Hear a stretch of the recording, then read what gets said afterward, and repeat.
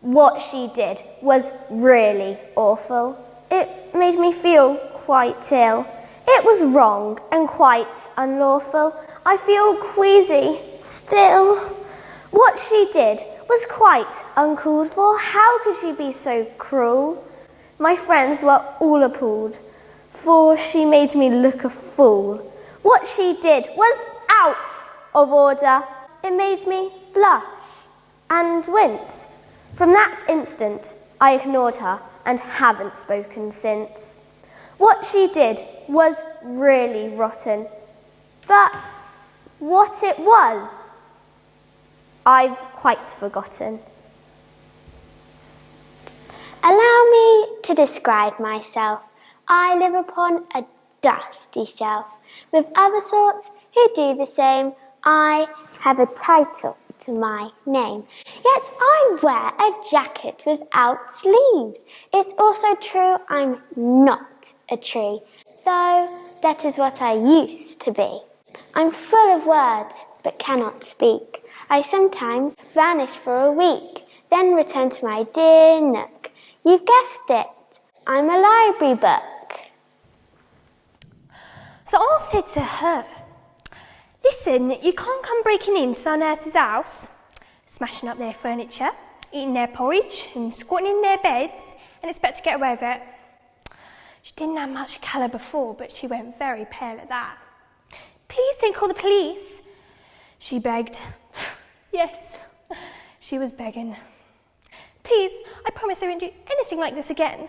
Mummy and Daddy would be ever so cross if it got into the papers, and they wouldn't be able to go to the golf club until it all blown over. And Mummy would have to put her bridge parties on hold. They wouldn't give me a police record, would they? She was really quaking now. They might, if we press charges. I said that she began to understand. So, Daddy plays golf and Mummy plays bridge? Yes, and Mummy and I go riding and Daddy plays polo. And I expect you've got a very big house and several four-wheel drives. And a convertible. And a convertible. And a gardener. And a nanny. She nodded. So, what's a wealthy young lady like you doing stealing other people's porridge? Doesn't your mother make you any? No, she can't cook. I'm sorry. I was just so hungry and it smelt so good. She was beginning to cry now, and to tell you the truth, I was feeling a bit sorry for her. But I stuck to my guns. Do you understand what this has done to my son? How traumatised Baby Bear is? I'm thinking of calling a solicitor and getting him to sue for compensation for mental anguish to a small bear. It could take him years to recover. That was his favourite chair and he's scared to go upstairs now. How would you feel if you found someone sleeping in your bed? Too many memories. The claim could run into millions. Your dad would soon be selling his golf clubs and his convertible. Well, to cut a long story short, we didn't have to get a solicitor. I'm really enjoying this cruise. All around the Greek islands we've been. I could get used to a life of luxury. I tried to do my homework, but a show was on TV, a song was on the radio, and a friend was texting me. My email chimed, and so of course I had to look at that. It linked me to a video of someone's silly cat. I watched a dozen videos, and then I played a game. I almost didn't hear her when my mother called my name. I looked up at the clock. It was time to go to bed. I didn't get my homework done, just other stuff instead. I hope my teacher listens to the cause of my inactions. It's really not my fault. There was just one big distraction. I've been practicing my clarinet all morning, and I've really thought I was going to get it this time. I know it's competitive, especially for the hockey team, but I had a great feeling about it this morning. 5th time's a charm, my mum said. And then that guy who wears all the jewellery stole my crutch. My mum says it was all right for me to play outside since I wasn't raining, and I was only playing marches. He ran up to me from across the street, yelling something like, "Shut the hell up" or something. He knocked my stand over and grabbed my crutch.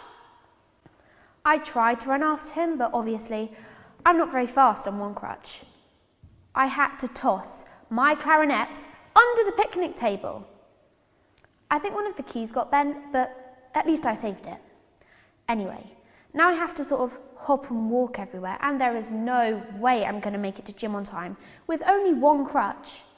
So, since you have that crutch you used when you were Tiny Tim in 4th grade, I was wondering if I could maybe borrow it. I know you want it to stay in mint condition, but I won't mess it up. I'd have to bend over a little bit since it's a kiddie's crutch, but my mum says I have a strong back. I don't mind.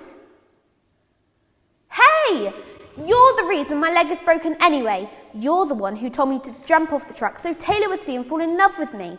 But since the truck was going 30 miles an hour and you weren't supposed to be going that fast, I just ended up with this broken leg instead. The hospital did have a TV though. I watched a whole series of Game of Thrones in one day. But Taylor didn't fall in love with me. And now I just have to hop and walk everywhere. So I don't care if you don't want my fingerprints all over your Tiny Tim crutch. I think you owe me. This is my final chance to get into marching band and to show Taylor I'm worth something. So give me your crutch or I'm going to tell your mum. My knickers are enormous. My knickers are supreme. They cover nearly all of me in lovely bottle green. The gasset's made of iron, the waist is made of plastic, and Martin Cooper likes to twang their reinforced elastic. Compared to other knickers, my knickers are the best. They reach well below my knees and just above my chest. My knickers are so versatile and truly heaven sent, for when I go out camping, I use them as a tent.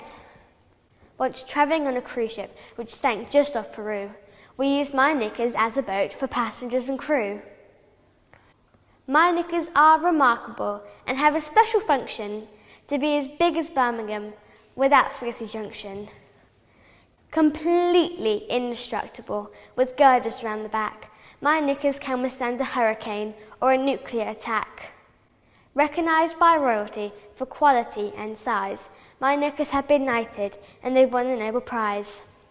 Though other knickers come and go and fall along the way, my knickers are immortal, my knickers never fray. Oh ho ho! Then I see Queen Mab hath been with you.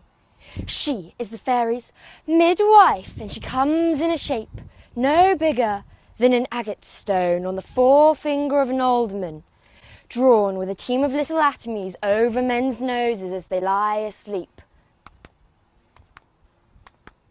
Time out, and mind the fairies' coachmakers. Her waggon spokes are made of long spinner's legs, her covers of the wings of grasshoppers, the traces of the smallest spider's web, her collar of the moonshine's watery beams, her whip of cricket's bone, the lash of film, her waggoner a small grey-coated gnat, not half so big as a round little worm pricked from the lazy finger of a maid.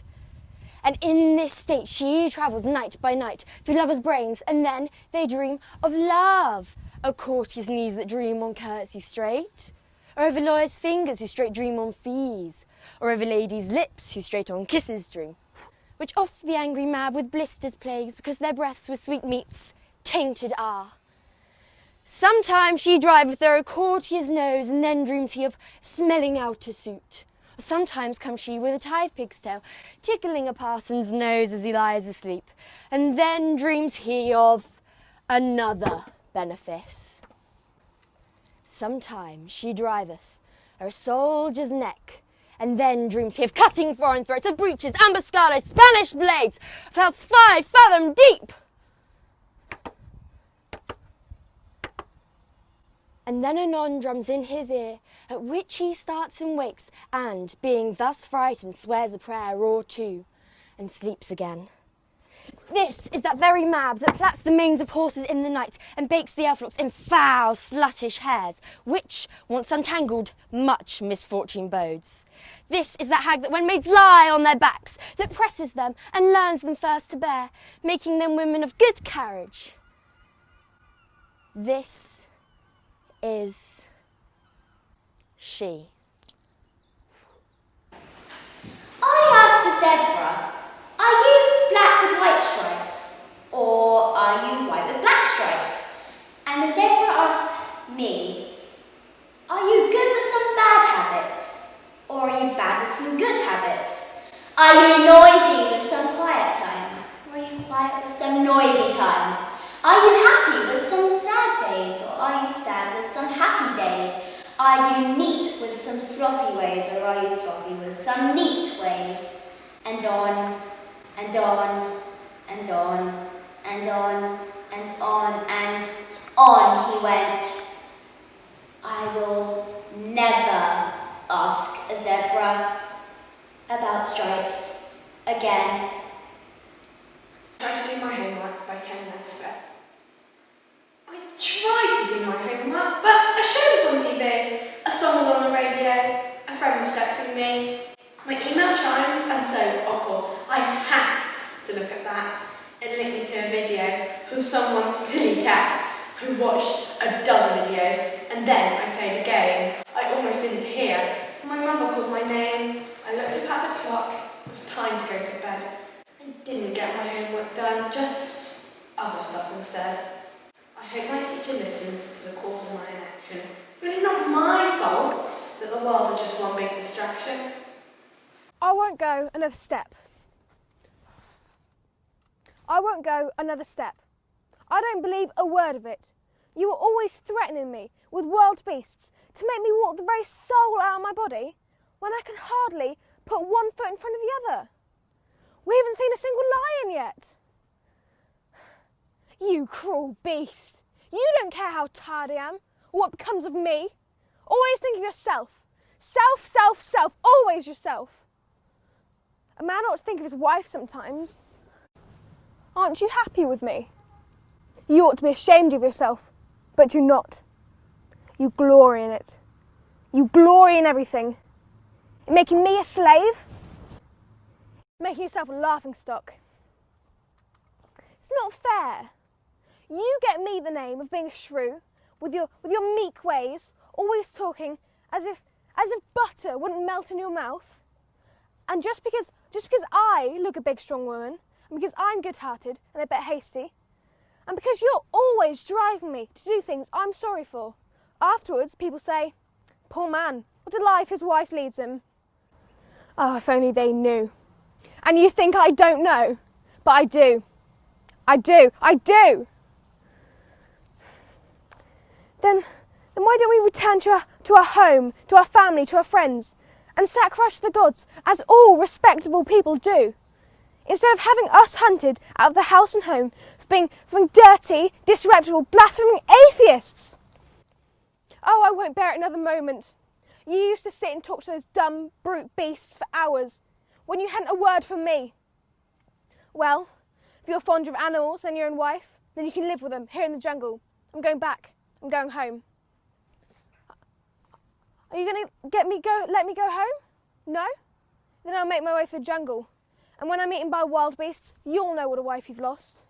Andy! Andy!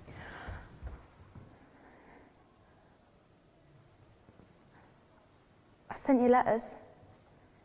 Didn't have your number. I thought if it was a text, I'd have put something like, all right, or something like that. But with letters, it's weird, isn't it? I put, dear ma'am. Did you get the letters? I never knew, so I just kept writing them. Like on them shows, when they get long lost family together and stuff. They say for years, I wrote you birthday presents and cards. And they show them a big pile of birthday presents and Christmas presents. When is your birthday? I was thinking, I don't know when your birthday is. 'Cause we could do something, couldn't we? We could do something nice.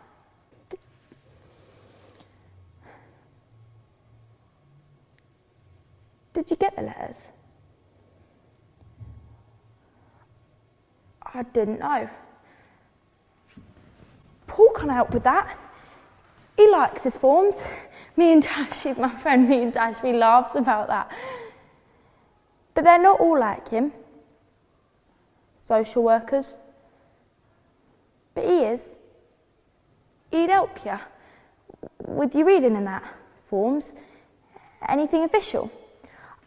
I was thinking we could do this meet and start.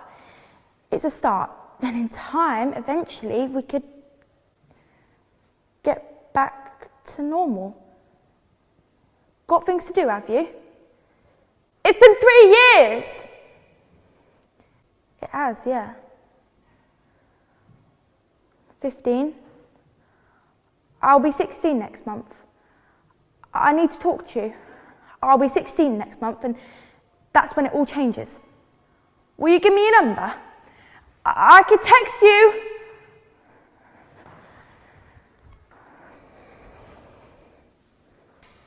The city collapsed. The clock was still on the wall. Our neighbourhood collapsed. The clock was still on the wall.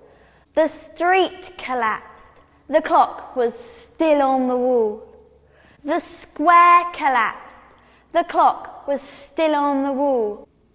The house collapsed. The clock was still on the wall. The wall collapsed. The clock ticked on. I live in a room by the sea, where the view is great and the food is free.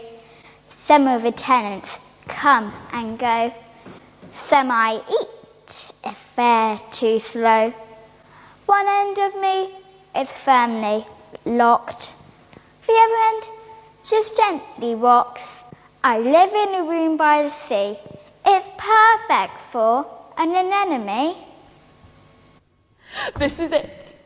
Opening night. The moment I've been waiting for. The moment I've been working towards for months.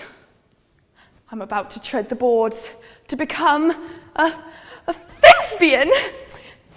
It may only be a small role, but I'm beginning the journey of my dreams. And who knows, maybe one day I could be playing the lead. Any minute now. Wait for my cue line. Wait for it. Oh, I need the toilet. Is there time? No, of course there isn't. Just ignore it. It's only first night nerves. Okay, here it comes. Cue line entrance! Oh no. I've gone blank. What's my first line? My first line. Oh, come on, I know it, for goodness sakes, I'm rehearsing it long enough. It's, hey, they're carrying on without me. They've skipped my lines and they're carrying on as if I'm not even here. How dare they? Don't they realise this is my big moment? I have to take back control of the situation. It's not too late. I'll just take a quick look at my script. I just left it over there in the wings. All I have to do, casually move over. Hey, who turned out the lights? Blackout. You mean it's all over? But I didn't even, wait a minute. The audience is clapping. Oh, they want to show their appreciation. Well, I'd better give them what they want. After all, it would be rude not to. My friends, tonight we are joined by some very special guests. Inside this small box, tuning up as we speak, is an entire orchestra made up of the lightest, the smallest, the creepiest, cruelest musicians in the empire. We have fleas, we have flies, we have lices and lasses, the tiniest pests that you shoo from your houses. Please welcome them warmly. They've travelled so far. Ladies and gentlemen, the Insect Orchestra! We have the ants on strings, the fleas on flutes, on horns, the aphids. They don't have a lot of puff, boys and girls, but they certainly know how to use it. Madam Housefly, our oboe soloist, Monsieur Beetle on the tuba, and last but not least, the fabulous mosquitoes and oh dear. It appears our clarinet player has escaped. Can anyone... I've got him in my sights now. Please hold still. I assure you this is going to hurt you far more than it hurts me. Smack! Gotcha. Ready, Cecile? Ready in there? Trebion. And so it begins. Miss Donna drives our school bus, but today she called in sick, so we had to have a substitute. They sent a guy named Rick. Well, I think of Rick to drive a bus.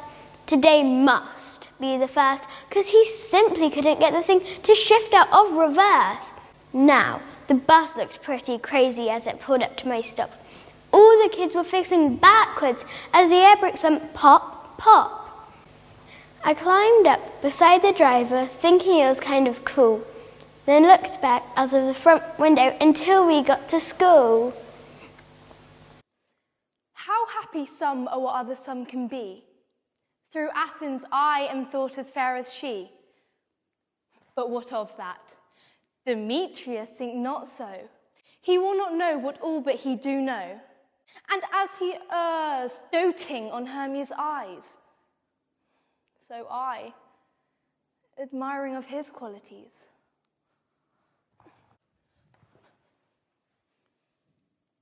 Things base and vile, holding no quantity, love can transpose to form and dignity. Love looks not with the eyes, but with the mind, and therefore is winged Cupid painted blind. Nor hath love's mind of any judgment taste, wings and no eyes figure unheedy haste. And therefore is love said to be a child, because in choice he is so oft beguiled. As waggish boys in games themselves forswear, so the boy love is perjured everywhere. For ere Demetrius looked on Hermia's eyne, he hailed down oaths that he was only mine. And when this hail some heat from Hermia felt, so he dissolved, and showers of oaths did melt. I will go tell him of fair Hermia's flight.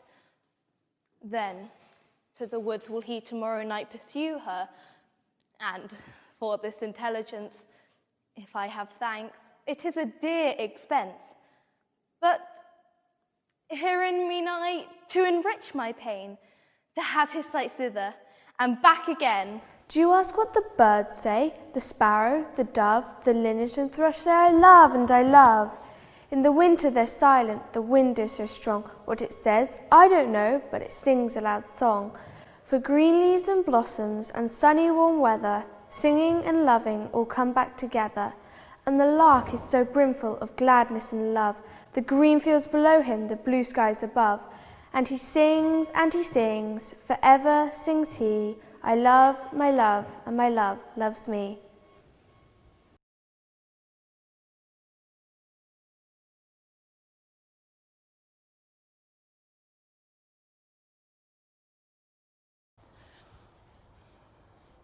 Apparently bonobos are our closest living relative. For years, people have been saying that it's like chimpanzees, but it's not. Totally different. I mean, chimps are evil. They murder each other. Do you know that? They kill and sometimes like torture each other just to find a better position in the social structure. You know, a chimp will find himself on the outside of the group, and before he knows what's happening to him, he's being hounded to death by the others. Sometimes for months. You know, for years we've been saying that it's the chimpanzees that are our closest living relative. But now they're saying it's the bonobos. And bonobos are the total opposite of chimps. You see, if a stranger bonobo approaches the pack, they all like gather round and they go, hello mate, what are you doing here? Come and meet the family. We can eat some, I don't know, ants, something. And if a bonobo damages his hand, whereas the chimps will probably like, I don't know, cast him out, bite his hand off, something like that. Well, the bonobos will come out and they look a bit sad. Because, you know, it's a bonobo. And he's feeling bonobo pain. Saw it on a programme. Such sadness in those intelligent eyes. Empathy. That's what bonobos have. It's amazing, really. I mean, the tiniest change in their DNA and... Well, the lady on the telly was saying that if we discovered bonobos before chimps, our entire understanding of ourselves would be totally different.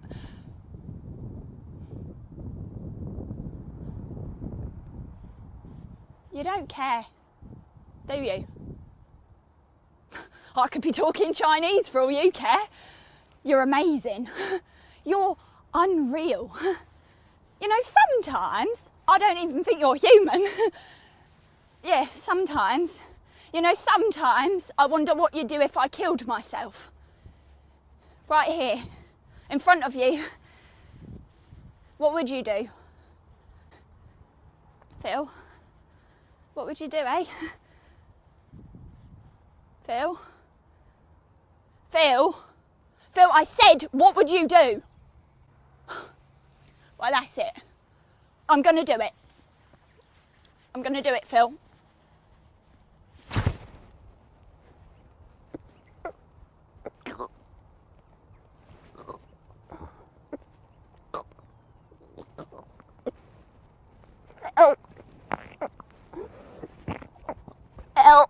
Phil. This is it.